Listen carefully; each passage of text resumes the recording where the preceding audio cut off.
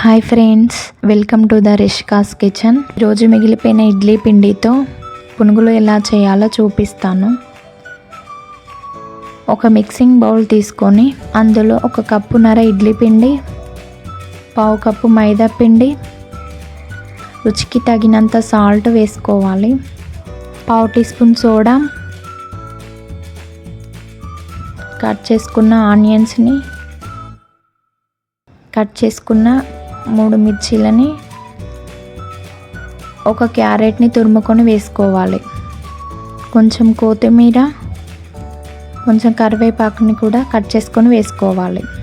అలాగే 1 ఇంచు అల్లం ముక్కను వేసుకొని బాగా మిక్స్ చేయాలి.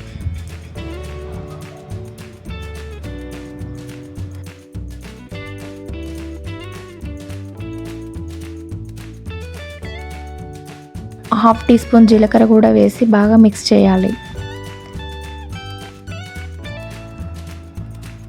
తర్వాత డీప్ ఫ్రైకి సరిపడా ఆయిల్ పెట్టుకొని, ఆయిల్ హీట్ అయ్యాక స్టవ్ని మీడియం ఫ్లేమ్లో పెట్టుకొని కొంచెం కొంచెంగా పునుగులు వేసుకోవాలి.